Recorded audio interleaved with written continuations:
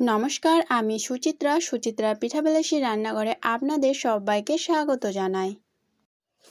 আর কয়েকদিন পরে জন্মাষ্টমী স্পেশাল দুধে ভেজানো তালের বড়া। জন্মাষ্টমীতে তালের বড়া তো লাগবেই, এটা সকলেই জানে। তার জন্য আগে থেকে আমি তৈরি করে নিলাম তালের বড়া পিঠা, বা এটা বললেও চলে যে দুধে ভেজানো তালের বড়া পিঠা। খেতে কিন্তু দুর্দান্ত টেস্টি হয়। তালের সিজন শুরু হয়েছে আর দুধে ভেজানো তাল বড়া হবে না, এটা তো কখনো হতেই পারে না। তো চলুন আমি কিভাবে দুধে ভেজানো তাল বড়া তৈরি করলাম দেখে নেওয়া যাক। তো সর্বপ্রথম আমি তালটাকে ভালোভাবে ফাটিয়ে তালের যে আঠিগুলো আছে সেটাকে আমি ভালোভাবে ছুটিয়ে নিলাম।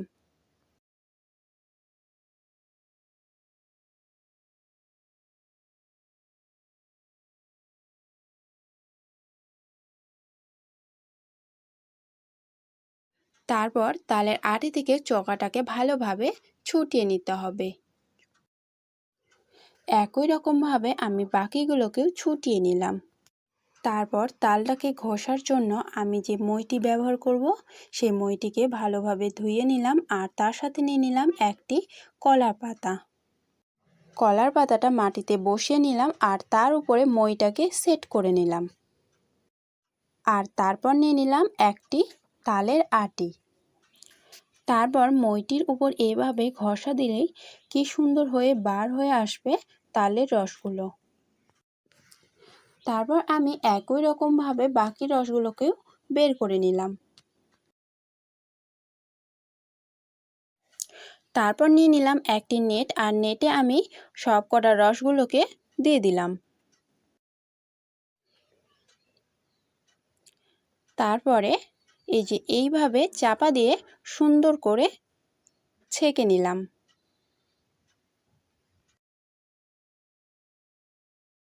ছাঁকা হয়ে গেলে একটা কড়াই নিয়ে নিলাম, আর কড়াইয়ে যে আমি রসগুলো ছেঁকে রেখেছিলাম সেই রসগুলো দিয়ে দিলাম। তারপর একটা খুন্তির সাহায্যে এরকম করে নাড়াচাড়া করে সুন্দরভাবে ফুটিয়ে নিতে হবে। তারপর কিছুক্ষণের জন্য ঠান্ডা করে নিতে হবে। এবার বাকি জিনিসগুলো তৈরি করে নেওয়া যাক। আমি কিন্তু এখানে একটি বাটির ব্যবহার করছি, সেই বাটিটি দিয়ে আমি 2 বাটির মতো নিয়ে নিলাম চালের গুঁড়ো। আর তারপর অল্প অল্প করে জল দিয়ে আমি চালের গুঁড়োগুলোকে ভালোভাবে সুন্দর করে এবার আমি মেখে নেব।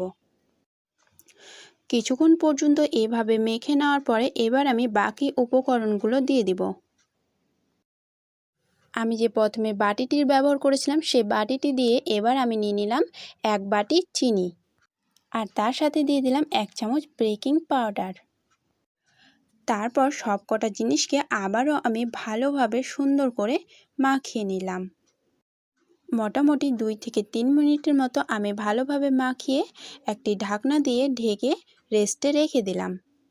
আমি যে দুধের রসটির ব্যবহার করব সেই রসটি এবার আমি তৈরি করে নেব। আমি এবার নিয়ে নিলাম 2 লিটার লিকুইড দুধ, আর তার সাথে দিয়ে দিলাম 3 থেকে 4টি এলাচ, আর তার সাথে দিয়ে দিলাম 2 বাটি চিনি। তারপর রসটিকে ভালোভাবে মোটামুটি 10 মিনিটের মতো সুন্দর করে ফুটিয়ে নিলাম। আমার ভিডিওটি যদি আপনাদের ভালো লাগে একটি লাইক করে দিবেন ও চ্যানেলটিকে সাবস্ক্রাইব করে পাশে থাকার অনুরোধ রইল প্লিজ। এই যে দেখুন রসটি অনেকটাই গাঢ় হয়ে এসেছে, এবার আমি নামিয়ে রেখে দেব। আমি যে তালের রসগুলো ঠান্ডা করতে রেখেছিলাম অনেকটাই ঠান্ডা হয়ে গেছে। এবার আমি আটার ব্যাটারটি ও তালগুলো একসঙ্গে ভালো করে মিশিয়ে নেব। মোটামুটি 5 মিনিটের মতো আমি সুন্দর করে ভালোভাবে ফেটিয়ে নিলাম। এখানে কিন্তু অবশ্যই ফেটানোটি একটু টাইম দিয়ে করতে হবে, না হলে কিন্তু মুচমুচে হবে না। তার জন্য আমি মোটামুটি 5 মিনিটের মতো সুন্দর করে ভালোভাবে ফেটিয়ে নিয়েছি। 5 মিনিট পর্যন্ত আমি ফেটিয়ে নিলাম, দেখুন কতটা সুন্দর হয়েছে। তারপর নিয়ে নেব একটি কড়াইয়ে আমি দিয়ে দেব তেল। আপনারা চাইলে তেলের বদল কিন্তু ঘিও ব্যবহার করতে পারেন। তেলটা কিন্তু কিছুক্ষণের জন্য গরম হোক। আমার ডোটা কতটা সুন্দর হয়েছে তাই আমি একটু বানিয়ে দেখালাম। এবার আমি নিয়ে নিলাম আটার যে ডোটা তৈরি করে রেখেছিলাম সেই ডোটি।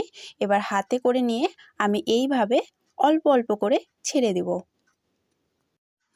আমি যেভাবে করছি এইভাবে করলেও চলবে, বা আপনারা চাইলে অন্যভাবেও তৈরি করে নিতে পারবেন। আমি হাতে অল্প নিয়েছি আর এরকম মুঠ বেঁধে এরকম চাপা দিলেই এরকম সুন্দর সুন্দর কিন্তু বড়া বার হয়ে আসবে। তারপর আমি একটা একটা করে বাকি বড়াগুলো দিয়ে দিব। পুরোপুরিভাবে সুন্দর করে দিয়ে দিলাম। এবার একটি আমি বাঁশের কাঠি নিলাম আর কাঠিটির সাহায্যে আমি ভালোভাবে সুন্দর করে এবার উল্টিয়ে দিব। এখানে কিন্তু আমি বাঁশের কাঠিটি এই কারণেই ব্যবহার করেছি যেন উল্টানো সুবিধা হয়। আপনারা চাইলে খুন্তির সাহায্যও নিতে পারেন। তারপর একটি ছাঁকুনি হাতার সাহায্যে উলটপালট করে ভালো করে লাল লাল করে ভেজে নেব। আর হ্যাঁ, এই ভাজাটার সময় কিন্তু অবশ্যই একটু টাইম দিয়ে ভাজার চেষ্টা করবেন। দেখেই বোঝা যাচ্ছে যে কতটা সুন্দর বড়াগুলো হয়েছে, বেশ ফুলকো ফুলকো টাইপের।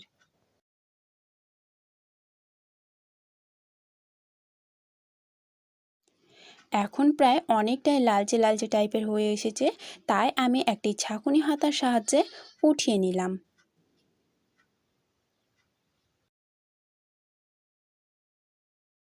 তারপর সব কটাকে উঠিয়ে নেওয়ার পরে আমি যে রসটি তৈরি করে রেখেছিলাম সেই রসের মধ্যে এবার আমি কিন্তু ঢেলে দেব।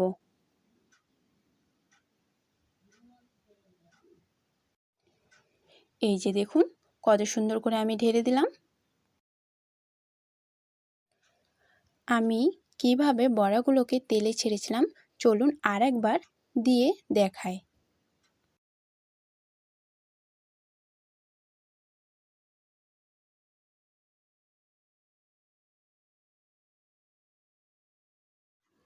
আর হ্যাঁ, এখনও পর্যন্ত আমার চ্যানেলটিকে যদি সাবস্ক্রাইব করে না থাকেন, আমার চ্যানেলটিকে সাবস্ক্রাইব করে পাশে থাকার অনুরোধ রইল প্লিজ।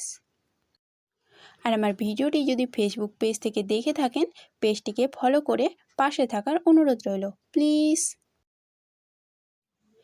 এবার কিন্তু আমি কড়াই থেকে উঠিয়ে ডাইরেক্ট রসে দিয়ে দিব।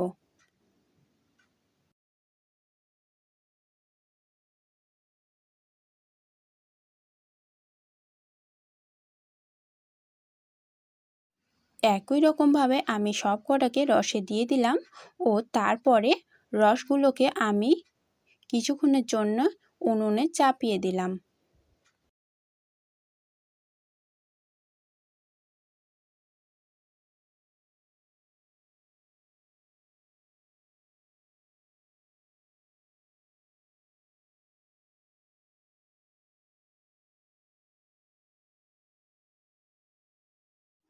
তারপর মোটামুটি 5 মিনিটের মতন সুন্দর করে ফুটিয়ে নিতে হবে।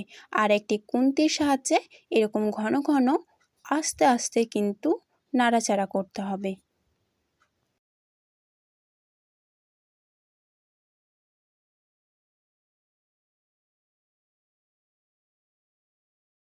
পাঁচ মিনিট পর্যন্ত ফুটিয়ে নেওয়ার পরে এরকম একটি ঢাকনা দিয়ে কিছুক্ষণের জন্য ঢেকে রেখে দিতে হবে।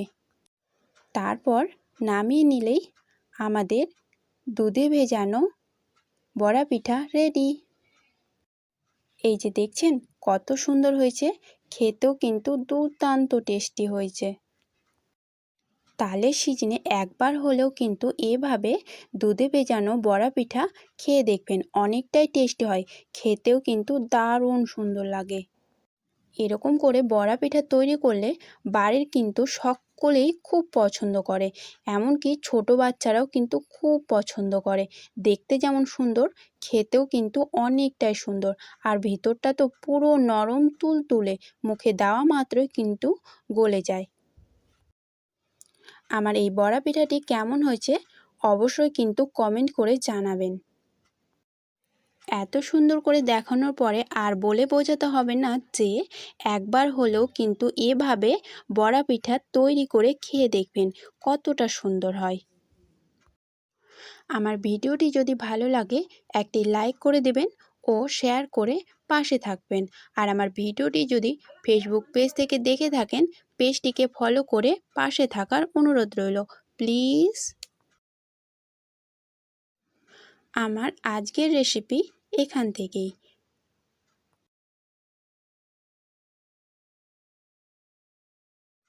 নমস্কার।